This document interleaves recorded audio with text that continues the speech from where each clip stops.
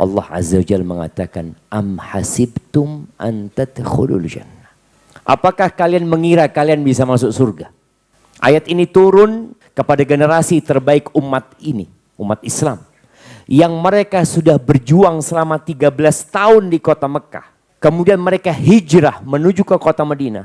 Lalu turun ayat ini. Karena sebagian orang ada yang merasa sudah baik.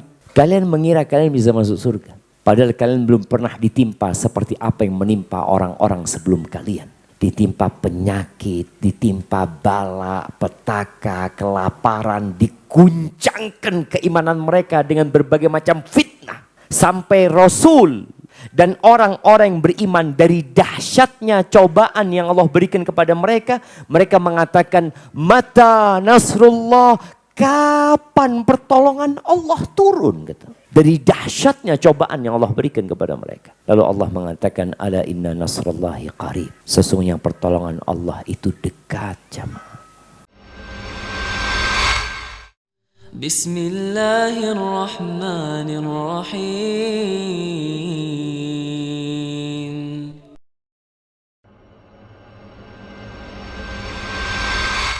Jamaah rahimakumullah. Tadi, Anda mau kasih hadiah. Masya Allah. Imam kita membaca ayat terakhir di rakaat kedua. Siapa yang mau menyebutkan? Apa ayat terakhir yang dibacakan oleh imam kita tadi? Apa? Bukan suratnya. Kalau suratnya Al-Baqarah. Tapi apa? Ayat terakhir yang dibaca itu apa? Masya Allah, emak-emaknya hafal. Nanti diambil hadiahnya di panitia ya. Panitia. Buat emak-emak di atas. Iya. Tuh, emak-emaknya kasih ke panitia nanti. Am hasibtum an tadkhulul jannah. Itu di surat Al-Baqarah ayat 214 ya. Jadi kadangkala kita itu jadi makmum. Nggak tahu apa yang dibaca imam. Yang kita tahu imamnya assalamualaikum, kita assalamualaikum, berarti udah selesai sholatnya. Apa yang dibaca? Wallahu a'lam bissawab. Allah Azza wa Jalla mengatakan, am hasibtum an tadkhulul jannah. Apakah kalian mengira kalian bisa masuk surga? Ayat ini turun kepada generasi terbaik umat ini, umat Islam. Yang mereka sudah berjuang selama 13 tahun di kota Mekah. Kemudian mereka hijrah menuju ke kota Madinah. Lalu turun ayat ini. Karena sebagian orang ada yang merasa sudah baik. Sebagian kita sekarang ada yang merasa sudah berjuang untuk Islam. Dia berada di jalan ketaatan meninggalkan yang lainnya. Lalu dia mengira, oh pantas aku masuk surga. Sebagian kita sampai saat ini nggak pantas untuk jadi orang sukses di dunia ini. Karena dia nggak bekerja keras. Karena dia malas untuk mendapatkan kenikmatan dunia. Ternyata membutuhkan perjuangan. Kebiasaan pemuda-pemuda Sumbar. Mereka merantau. Mereka meninggalkan negerinya. Mereka meninggalkan kasih sayang ayah bundanya. Mereka meninggalkan makanan yang selalu siap tatkala dia mau makan. Ke tempat yang dia harus cari makan sendiri. Demi meraih kesuksesan dunia. Dia capek, dia lelah. Terkadang dia harus hidup di kos-kosan. Terkadang dia harus mengumpulkan sedikit uangnya demi untuk bisa kembali ke rumahnya. Rumahnya di mana? Di Bukit Tinggi. Rumahnya di mana? Di Agam, di Kamang. Bagaimana kita mau kembali ke surga Allah Azza wa Jalla yang luasnya seluas langit dan bumi? Yang di sana segala yang diinginkan oleh manusia Allah akan berikan. Fiha ma tashtahihil anfus. Wa talazzul a'yun wa antum fiha khalidun. Wa tilkal jannatu allati urithumuha bima kuntum ta'malun. Semua yang diinginkan oleh nafsu kita Allah kasih di sana. Ma tashtahihil anfus. Antum nafsu, antum kepingin apa Allah kasih di sana. Yang enak dipandang oleh mata Allah berikan di sana. Dan yang lebih dari itu Allah katakan wa antum fiha khalidun. Antum menikmatin itu bukan 100 tahun. Bukan 1000 tahun. Bukan 2000 tahun. Tapi selama-lamanya di tempat itu. Maka Allah katakan kepada para sahabat Nabi, am hasibtum an tadkhulul jannah walamma ya'tikum mathalul ladzina khalau min qablikum massathumul ba'sa wad-dharra wa zulzilu hatta yaqula ar-rasul wal ladzina amanu ma'ahu mata nasrullah ala inna nasrallahi qarib. Kalian mengira kalian bisa masuk surga. Padahal kalian belum pernah ditimpa seperti apa yang menimpa orang-orang sebelum kalian. Ditimpa penyakit, ditimpa bala, petaka, kelaparan, diguncangkan keimanan mereka dengan berbagai macam fitnah. Sampai Rasul dan orang-orang yang beriman dari dahsyatnya cobaan yang Allah berikan kepada mereka, mereka mengatakan mata nasrullah, kapan pertolongan Allah turun gitu. Dari dahsyatnya cobaan yang Allah berikan kepada mereka. Lalu Allah mengatakan ala inna nasrallahi qarib. Sesungguhnya pertolongan Allah itu dekat jamaah. Ahibati fillah. Sebagian sudah hidup 20 tahun. Sebagian masih 15 tahun. Sebagian ada yang sudah 50 tahun hidup. Sebagian ada yang sudah 70 tahun. Yang perlu dia tanyakan, di atas pijakan apa dia hidup selama ini. Jamaah rahimakumullah. Rukun Islam yang 5. Dimulai dengan apa? 2 kalimat syahadat. Asyhadu an la ilaha illallah wa asyhadu anna Muhammad Rasulullah. Kita semua mengatakan itu.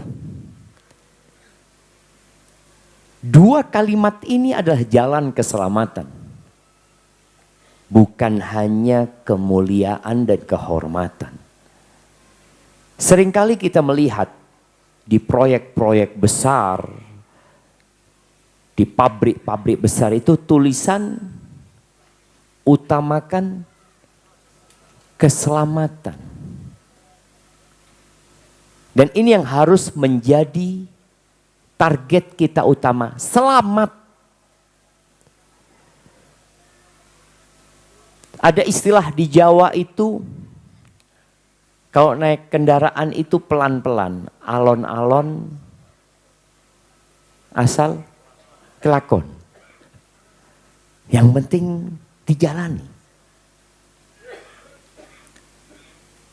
Dan Rasul Sallallahu Alaihi Wasallam selama beliau berada di kota Mekah 13 tahun, kemudian 10 tahun di kota Madinah, inti dakwah beliau adalah la ilaha illallah. Beliau mendatangi pasar-pasar kota Mekah. Alhamdulillah suara ini mungkin didengar oleh orang-orang di pasar. Beliau datang. Kenapa? Karena orang itu suka kumpul di pasar. Dan pasar itu tempat yang paling dibenci oleh Allah Azza wa Jalla. Tapi Rasulullah SAW memanfaatkan perkumpulan manusia itu untuk berdakwah. Beliau mengatakan kepada mereka, ya ayyuhan nas, qulu la ilaha illallah tuflihu. Wahai umat manusia, katakan la ilaha illallah, kalian akan beruntung dunia dan akhirat. Wa tamliku bihal Arab. Dengan kata-kata itu akan tunduk semua negeri Arab. Wa tadhillu lakumul ajam, dan semua orang-orang non-Arab juga akan mengikuti. Karena kalimat ini adalah kunci keselamatan dan kunci kesejahteraan. Wa idza amantum kuntum mulukan fil jannah. Kalau kalian beriman dan kalian mati, wa idza mittum kuntum mulukan fil jannah. Kalian akan jadi raja-raja di surga nanti. Tapi harus mengucapkan la ilaha illallah. Apakah bangsa Arab menerima? Mereka orang Arab yang dengan fasihnya berbahasa Arab. Tidak perlu dibimbing mereka untuk mengatakan la ilaha illallah. Apa jawaban orang-orang Arab? Aja'alal alihata ilaha wahida. Inna hadza la syai'un ujab. Apakah dia hendak menjadikan Tuhan-Tuhan yang banyak, sesembahan-sesembahan yang banyak? Ada 360 berhala yang mengelilingi Ka'bah pada saat itu.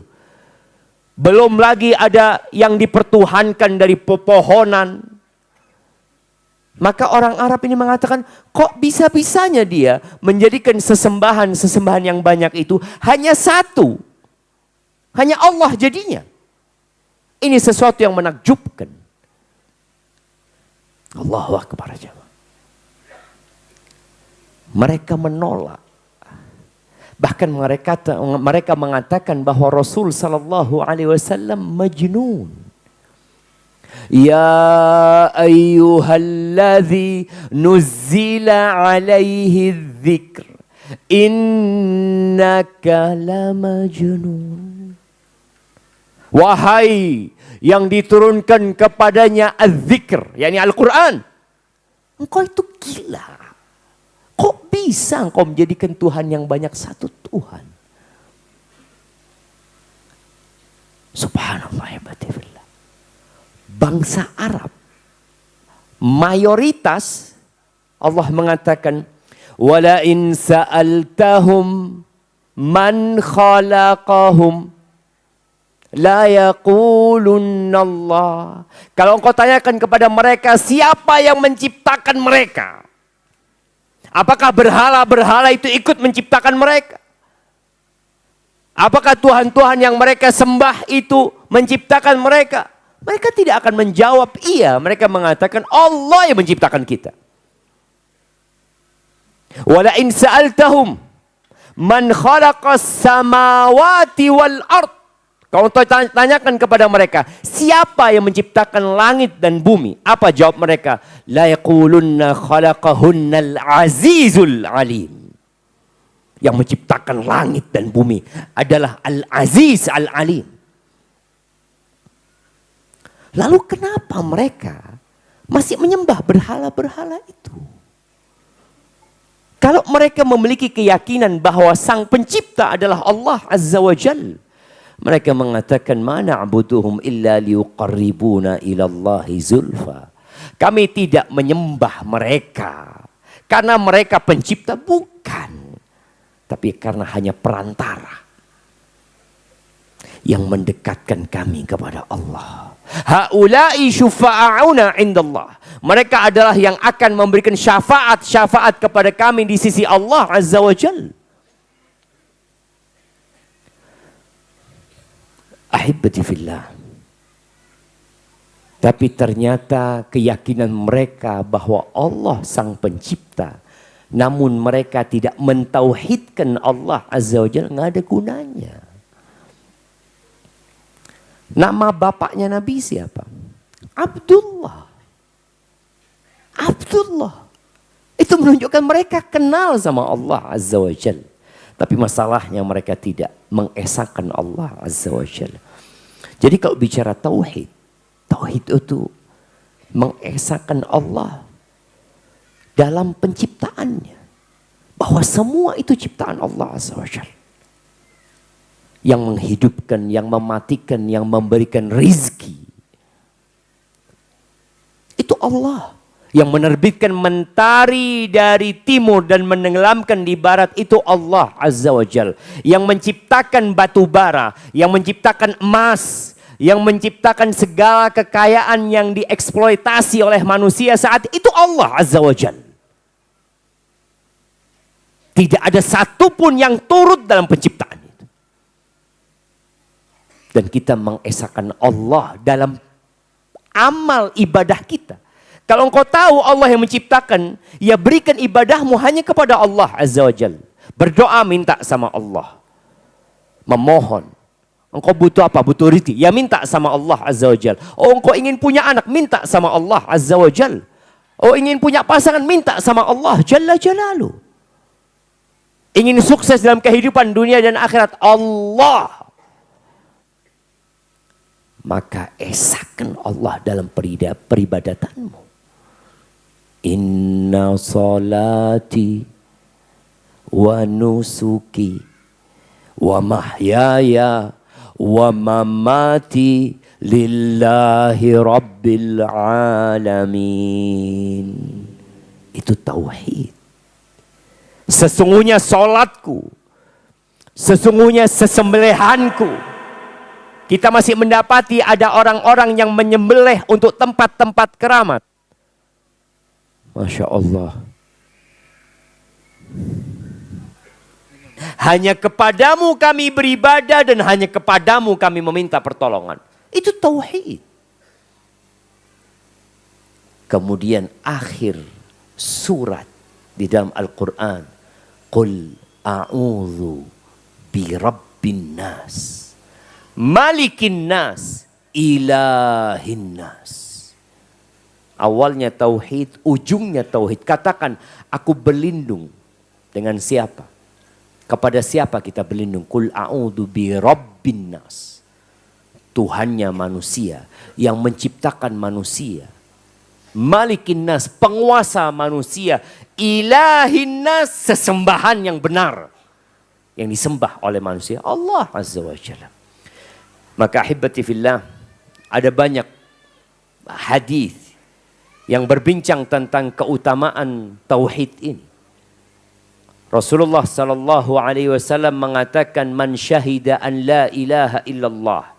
Barang siapa yang bersaksi bahwa tiada yang berhak disembah kecuali Allah Azza wa Jalla, tiada sekutu baginya, wa anna Muhammadan abduhu wa rasuluh sallallahu alaihi wasallam, dan dia bersaksi bahwa Nabi Muhammad adalah hamba utusan Allah, wa anna Isa Abdullah wa rasuluh, dan dia bersaksi bahwa Nabi Isa adalah hamba Allah dan Rasulnya, bukan anak Tuhan. Dia manusia biasa. Dia lahir dari seorang ibu. Oh, tapi kan tidak ada bapaknya. Kalau manusia dipertuhankan karena tidak ada bapaknya, tapi ada ibunya, maka yang lebih pantas dipertuhankan Nabi Adam alaihissalam. Tidak ada bapak, tidak ada ibu. Nggak ada. Dan tidak ada yang mengatakan Nabi Adam anaknya Allah. Lalu kenapa datang manusia? Gara-gara ini tidak ada bapaknya, diciptakan, maka dia adalah anak Allah. La ilaha illallah, subhanallah amma yaqulun. Dan dia bersaksi bahwa Nabi Isa hamba Allah dan Rasulnya. Wa kalimatuhu alqaha ila Maryam wa ruhum min. Allah menciptakan Isa dengan kalimat kun. Jadi di perutnya Maryam. Dan ruh yang ditiupkan ke sana. Wal jannatu haq. Dan dia bersaksi bahwasanya surga itu benar. Wan naru haq. Dan neraka itu ada. Adkhalahullahu jannah. Allah akan masukkan dia ke surga.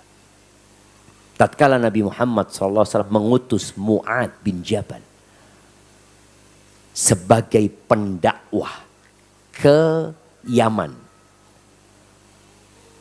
Dari Madinah ke Yaman itu perjalanan 1000 kilo lebih. Berangkat nih Mu'ad ke Yaman. Apa kata Nabi alaihi salatu wasallam? Ya Mu'ad, innaka ta'ti qauman ahla kitab. Mu'ad, engkau akan mendatangi suatu kaum yang mereka punya kitab. Mereka orang-orang Nasara. Insya Allah semua tahu kejadian Ashabul Fil. Mereka adalah orang-orang Nasara di bawah pimpinan Abraha yang hendak menghancurkan Ka'bah. Mereka membuat gereja besar di Yaman sana untuk memalingkan ibadahnya orang-orang Arab dari Ka'bah menuju ke sana. Orang Arab ini haji jamaah. Umrah tapi musyrikun. Tapi musyrik mereka. Bukan mereka tidak percaya dengan Allah, mereka percaya tapi mereka menyekutukan Allah Azza wa Jal. Maka kemudian Nabi alaihi salatu wassalam mengutus Mu'ad untuk berangkat ke Yaman. Untuk berdakwah.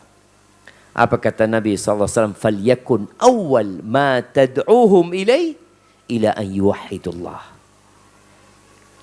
Materi dakwah yang pertama engkau ajarkan kepada mereka, tauhid. Agar mereka mentauhidkan Allah. Mereka mempersaksikan bahwa tiada Tuhan yang berhak disembah kecuali Allah Azza wa Jalla. Kita akan dengarkan adzan, terus kita lanjutkan ya. Barakallahu fikum. Tapi syarat dan ketentuan berlaku. Dia sudah senang dapat hadiah. Oh, aku beli dapat hadiah. Umpamanya dia beli sabun cuci, kemudian ternyata dia dapat hadiah. Berangkatlah dia untuk ngambil hadiahnya. Ternyata tertulis situ, hadiahnya diambil di bulan Ramadan. Waduh, sekarang sudah bulan Dzulqa'dah. Nggak dapat dia hadiahnya. Karena dia tunda-tunda mungkin untuk mengambil hadiah tersebut. Dan la ilaha illallah. Apakah kita sudah memenuhi syarat dan ketentuan? Hasan al-Basri rahimahullahu ta'ala, seorang tabi'in yang tumbuh besar di kota Madinah, kemudian dia berangkat ke Basrah. Ya. Pernah dia menguburkan jenazah seorang wanita, istri dari seorang penyair yang bernama Farazdak. Farazdak ini terkenal penyair yang jorok. Yang dia suka mengungkapkan dalam bait-bait syairnya, ya celaan-celaan buat wanita. Ungkapan-ungkapan yang tidak pantas. Ketika dia menguburkan jenazah istrinya, Al-Hasan al-Basri memanfaatkan kesempatan itu untuk memberikan nasihat kepada Farazdak. Dengan mengatakan, ma a'datta li hadzal yawm. Apa yang kau persiapkan untuk hari seperti ini nih? Hari kematianmu. Apa jawab Farazdak? Syahadatu an la ilaha illallah mundu 70 sana. Yang aku persiapkan bekalku untuk kematian ini adalah syahadat la ilaha illallah. Sejak 70 tahun aku sudah persiapkan. Apa jawab Hasan Basri? Ni'mal uddah. Sebuah bekal yang sangat baik dan bagus. Lakin akan tetapi engkau harus tahu, la ilaha illallah memiliki syarat-syarat. Fa iyyaka wa qadfal muhsanat. Maka hindarin engkau menuduh wanita-wanita muslim yang baik-baik dengan berzina. Kau mengatakan la ilaha illallah seakan-akan hanya dengan berucap saja cukup. Tidak. Ahibbati fillah. Wahab bin Munabbih pernah ditanya tentang kunci surga. Dikatakan, bukankah kunci surga itu la ilaha illallah? Iya, kata dia. Walakin ma min miftahin illa lahu asnan. Iya, kunci surga itu la ilaha illallah. Tapi engkau tahu, setiap kunci itu ada giginya.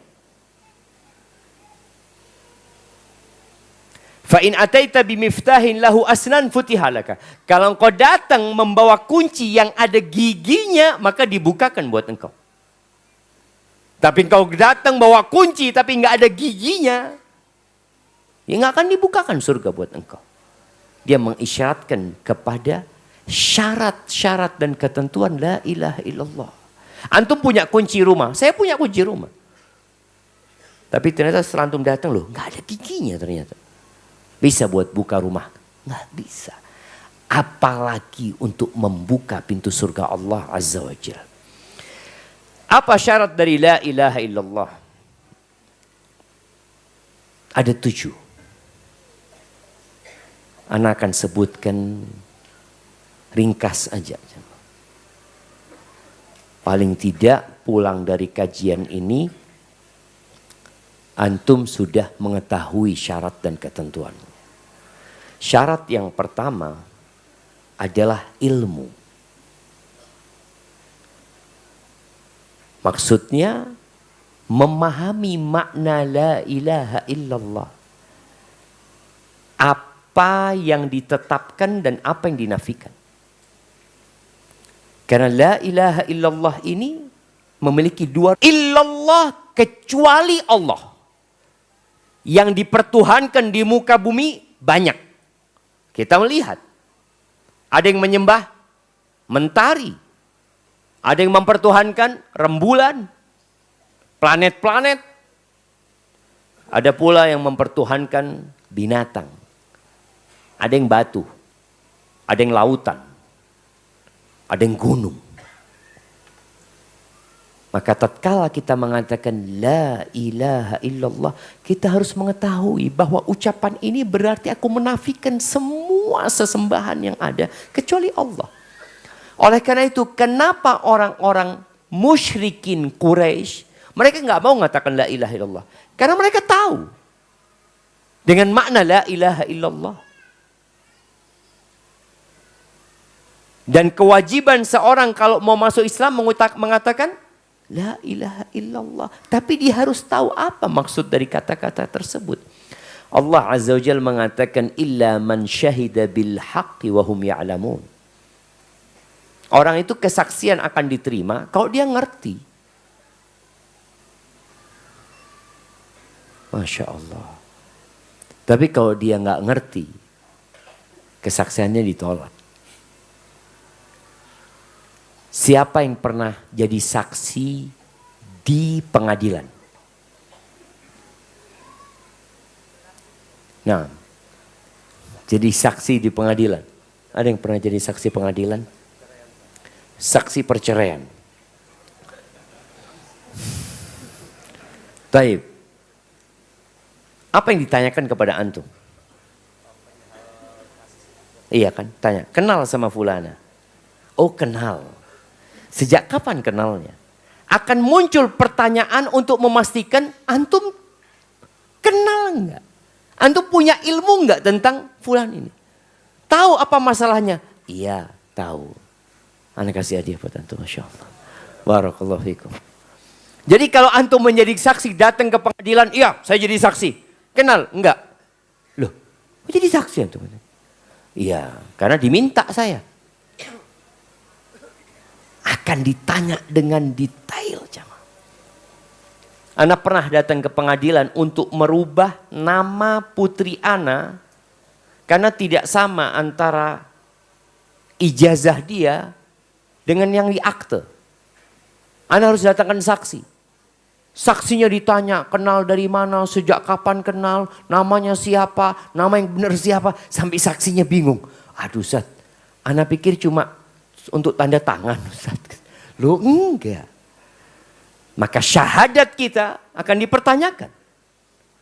Kita ngerti enggak dengan la ilaha illallah?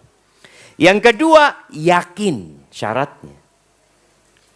Kalau memahami maknanya tapi tidak meyakininya, ragu dia dengan la ilaha illallah nggak ada gunanya. Sekarang ini ada beberapa dari public figure, ya, artis atau apa, yang mereka agnostik, muslim, tapi dia ya percaya nggak percaya. Kalau dilihat KTP-nya muslim. Ketika nikah juga muslim. Tapi dia ragu. Allah nggak terima. Allah berfirman di surat Al-Hujurat ayat 15, innamal mu'minun. Yang disebut orang-orang beriman itu siapa? Alladzina amanu billahi wa rasulih. Dia beriman kepada Allah dan Rasulnya. Thumma lam yartabu.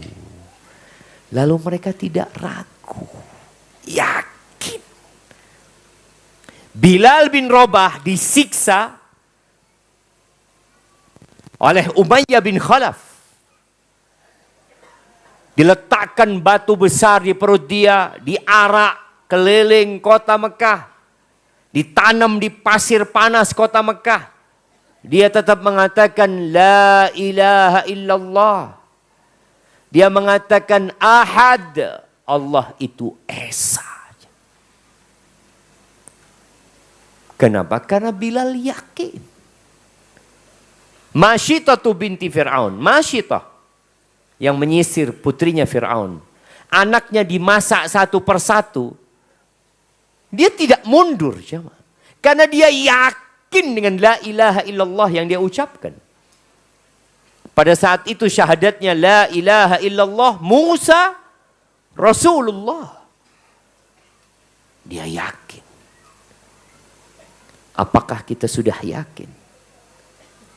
Di beberapa daerah sampai hari ini masih ada orang-orang yang rela menukar agamanya dengan uang, dengan kedudukan, dengan jabatan, dengan harta yang tidak seberapa. Kenapa? Karena dia nggak yakin. Dia cuma Islam keturunan. Alhamdulillah. Maka perlu tadi ilmu untuk belajar agar tumbuh keyakinan. Orang-orang munafik itu mengatakan la ilaha illallah. Tapi mereka ragu. Bahkan mereka bohong. Yukhadi'un Allah. Pura-pura mereka itu beriman. Yang ketiga, menerima.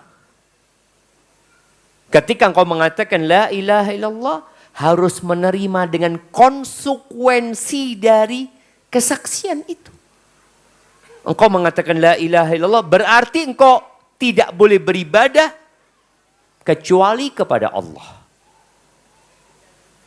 Engkau punya masalah apapun, ya mintanya sama Allah Subhanahu wa ta'ala. Tidak minta kepada leluhur. Tidak memohon kepada mereka yang sudah meninggal dunia.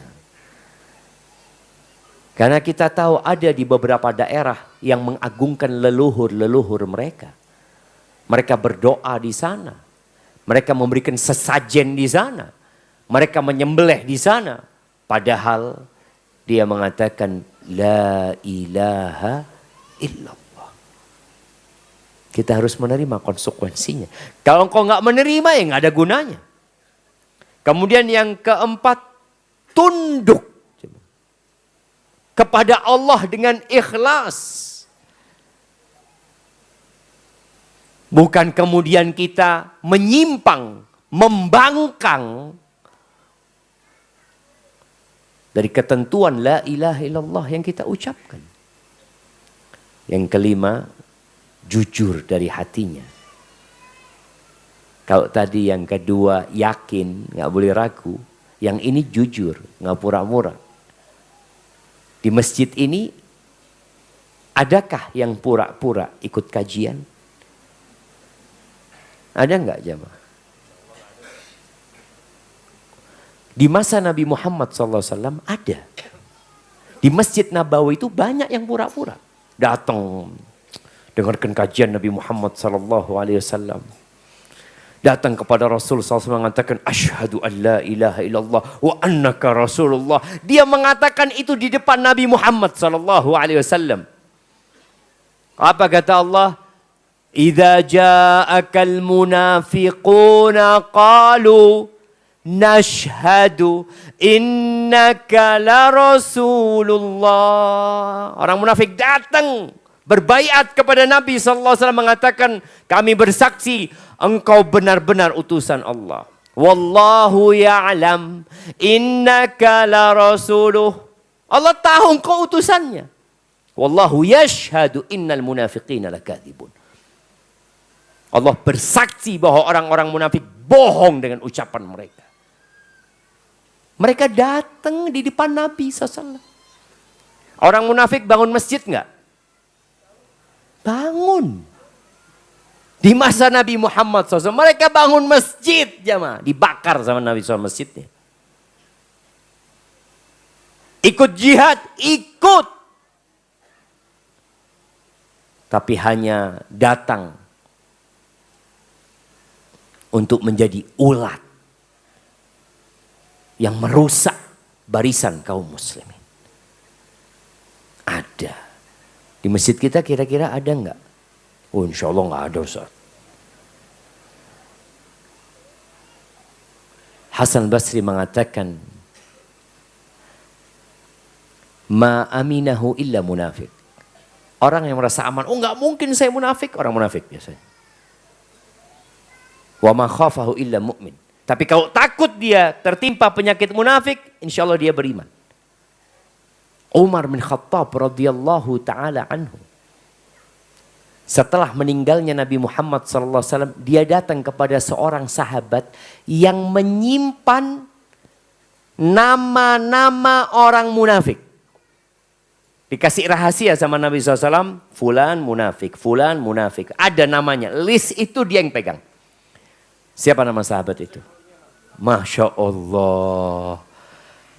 Tafadhol. Jadi cepat tepat ini jamaah. Hudzaifah bin Yaman. Umar datang kepada Hudzaifah bin Yaman. Ini Umar yang Nabi SAW mengatakan, Umar fil jannah. Umar di surga kata Nabi SAW. Tapi dia takut dengan munafik ini. Dia datang kepada Hudzaifah mengatakan, anshuduka billah asammani Rasulullah sallallahu alaihi wasallam minhum. Aku minta dengan nama Allah. Apakah namaku disebut sama Nabi SAW? Bayangin jemaah. Takut Umar. Kalau kita, ana sudah haji 7 kali Ustaz. Alhamdulillah, insya Allah masuk surga tanpa hisab, tanpa azab. Astaghfirullahaladzim. Maka hati-hati. La ilaha illallah membutuhkan kejujuran. Jujur enggak kita? Salah satu yang menandakan muslim itu jujur ketika dia sendirian. Ketika dia tidak dalam pengawasan manusia.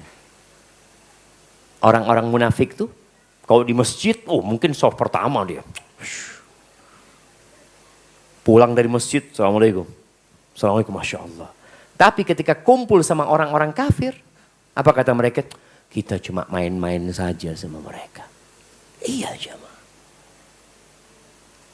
Jadi standar antum jujur itu ketika antum sendiri. Ketika antum sholat malam, lalu antum merenung, ya Allah hamba ini beriman sungguhan apa enggak ya Allah ya. Jangan sampai pura-pura hamba ini ya Allah. Di depan orang soleh, di depan orang Masya Allah menyenangkan, tapi tatkala sendirian. Hati-hati. Maka butuh kejujuran. Terus yang keenam, ikhlas. Artinya kita melakukan itu bukan terpaksa. Orang yang terpaksa mengatakan la ilaha illallah, apakah muslim? Enggak. Kalau ada seorang laki-laki diletakkan pistol di atas kepalanya. Katakan la ilaha illallah. Lalu la ilaha illallah. Tapi ternyata dia enggak ikhlas. Dia enggak jadi Islam. Oleh karena itu dalam Islam la ikraha fiddin. Enggak ada pemaksaan dalam beragama, enggak ada. Karena kalau dia masuk Islam terpaksa dan dia tidak ikhlas, akhirnya dia jadi pura-pura. Di keluarga itu dia pura-pura ke masjid. Karena kalau saya enggak masuk Islam Ustaz, saya tidak dinikahkan sama putrinya dia. Kan banyak pernikahan beda agama sebenarnya. Tapi sang ayah, sang wali mengatakan kalau kamu enggak masuk Islam, kami tidak akan menikahkan. Akhirnya dia masuk Islam tapi enggak ikhlas. Dapat 1 tahun, 2 tahun punya anak, dia kembali ke agama dia. Karena selama ini memang dia enggak ikhlas. Rasul SAW mengatakan, Fa innallaha harrama 'alan nar. Allah mengharamkan neraka untuk membakar seorang hamba yang mengatakan la ilaha illallah yabtaghi bidzalika wajhallah. Dia mengatakan itu karena berharap perjumpaan dengan Allah Azza wa Jalla. Bukan karena pemaksaan atau karena ini nikah dengan seorang wanita. Tidak. Maka dibutuhkan keikhlasan. Dan yang ketujuh, mahabbah. Cinta. Kita kalau nggak cinta dengan la ilaha illallah, maka akan goyah la ilaha illallah kita ketika ada tawaran yang lebih baik. Pernah dengar cerita seorang muadzin yang dulu kalau adzan itu harus naik ke menara. Jadi menara itu dibuat dulu untuk menyampaikan suara muadzin. Kalau sekarang menara dibuat kadangkala hanya untuk menunjukkan itu adalah masjid. Atau untuk meletakkan sound system di atas sana ya, toa atau apa. Ini pemuda tiap hari adzan. Tetangga masjid itu seorang Nasrani. Karena dia naik ke atas, lihatlah halaman belakang rumah orang ini. Kelihatan anak gadis yang cantik mempesona. Akhirnya dia turun mengatakan kepada perempuan ini, aku ingin menikahimu. Kata wanita ini, gak mungkin ayahku menikahkanmu dengan aku. Karena engkau muslim, aku Nasrani. Kecuali kalau engkau tinggalkan Islam, kata dia. Apa kata pemuda ini? Siap. Kemudian dia menikah. Muadzin jemaah. Yang tiap hari mengatakan asyhadu an la ilaha illallah. Asyhadu anna Muhammad Rasulullah. La ilaha illallah. Tiap hari. Dia mengatakan itu minimal 5 kali. Belum nanti ketika qomat dia mengatakan itu lagi. Ternyata dia siap menukar la ilaha illallah dengan seorang perempuan. Nikah dia. Nikah, pesta, lalu malam pertama dia naik ke loteng rumahnya untuk menuju kepada istrinya, dia jatuh dari tangga, mati. Na'udzubillahi min su'il khatimah. Kenapa? Karena ada orang yang mengatakan la ilaha illallah, tapi dia nggak cinta sebenarnya. Nggak ada cinta. Dia lebih cinta kepada dunia dan dia siap untuk menukar la ilaha illallah dengan yang lain. Maka tadi ucapan itu tidak akan diterima kecuali tatkala syarat dan ketentuan ini dipenuhi. Cerita Bilal bin Rabah, dia cinta dengan kata-kata itu, mau dibunuh-bunuh. Sumayyah ditusuk kemaluannya sampai mati, tetap dia mengatakan la ilaha illallah. Dia lebih cinta kepada la ilaha illallah daripada semua yang ada.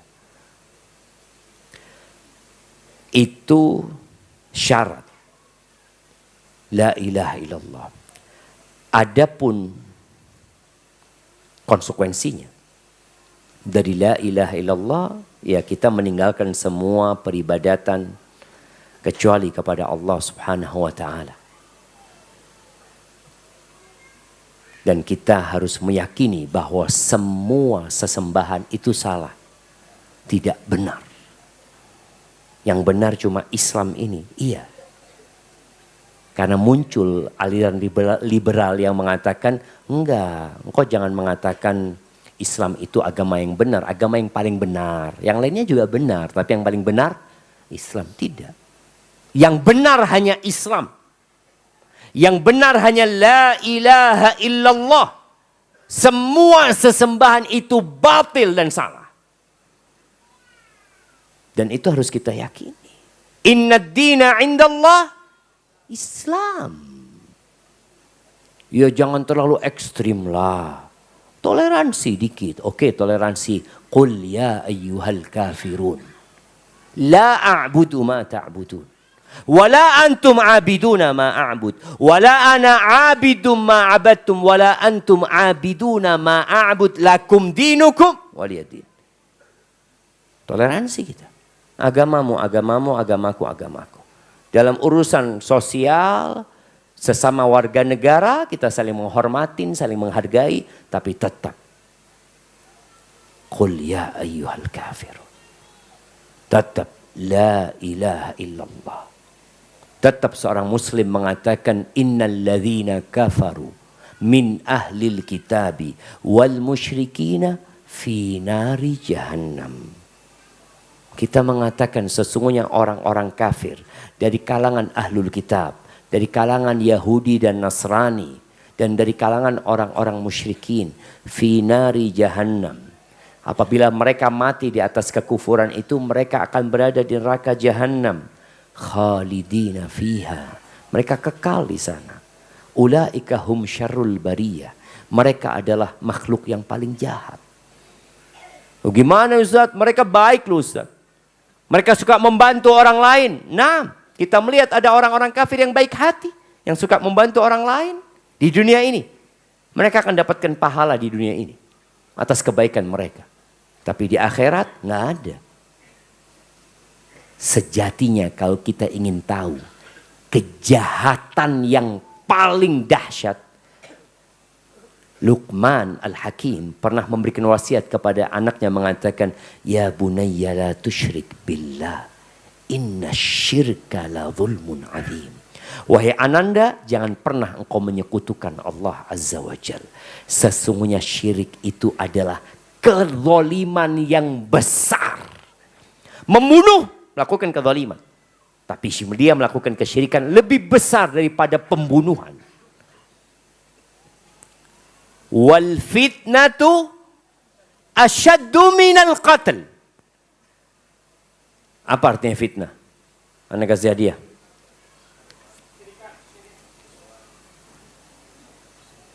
Kasih ke belakang itu. Fitnah itu kesyirikan. Fitnah di ayat ini kesyirikan. Menyekutukan Allah Azza wa Jalla. Itu lebih berat daripada pembunuhan di bulan haram. Jadi orang kafir itu karena mereka memuliakan bulan haram, bulan Dzulqa'dah ini, bulan Dzulhijjah, bulan Muharram, bulan Rajab. Ketika terjadi kesalahan dari kaum muslimin. Salah memang kaum muslimin. Mereka melakukan peperangan di akhir bulan, di awal bulan haram. Akhirnya orang-orang kafir mencela kaum muslimin mengatakan gimana mereka melakukan pembunuhan di bulan haram. Mereka tidak mengagungkan bulan haram. Lalu Allah mengatakan, iya mereka salah. Tapi wal fitnatu asyaddu minal qatl. Fitnah, kesyirikan, kekufuran itu lebih dahsyat daripada pembunuhan. Dan yang terakhir, kita sebenarnya mau membahas tentang syahadat anna Muhammad Rasulullah. Tapi karena waktunya sudah larut, orang yang mentauhidkan Allah Azza wa Jal dengan sempurna, maka dia akan mendapatkan keamanan, ketentraman yang sempurna. Allah mengatakan, alladzina amanu walam yalbisu imanahum bizulmin ulaika lahumul amnu wahum muhtadun.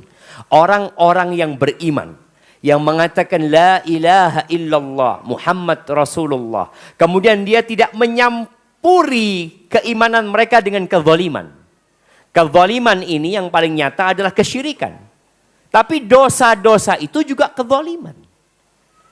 Maka orang yang tidak mencampuri keimanannya dengan kezaliman, merekalah orang yang akan mendapatkan keamanan. Yang la khaufun alaihim wala hum yahzanun. Dan mereka orang-orang yang mendapatkan petunjuk. Sesuai dengan bersihnya keimanan dari kezaliman, sebesar itu pula keamanan yang akan didapati. Tapi kalau kita masih punya dosa-dosa yang di bawah kesyirikan, maka keamanan dan ketentraman itu berkurang. Kenapa ada muslim yang masih depresi? Kenapa ada muslim yang masih khawatir dengan masa depan?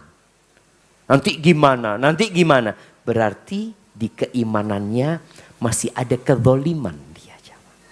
Maka berusaha untuk selalu memperbaharui keimanan kita. Karena kata Nabi SAW, innal imana la yabla fi jawfi ahadikum. Iman itu yang ada dalam dada kita, itu bisa usang jemaah. Apalagi tadi kita iman dari lahir, alhamdulillah. Terus, tapi nggak pernah diperbaharui iman ini. Akhirnya iman itu jadi usang, jadi rapuh, dan mudah terkoyak. Seperti baju yang mudah terkoyak karena lama tidak pernah diperbaharui. Lalu apa solusinya? Fasalullaha an yujaddida imanakum. Kalian berdoalah, minta kepada Allah supaya diperbaharui keimanannya. Kita minta dan kita usaha. Salah satu usaha itu datang ke majelis ilmu ini. Insya Allah berkaitan dengan sunnah. Karena kita hidup di atas la ilaha illallah Muhammad Rasulullah. Ibadah kita tidak akan diterima. Kecuali kalau kita mengikuti Nabi Muhammad SAW.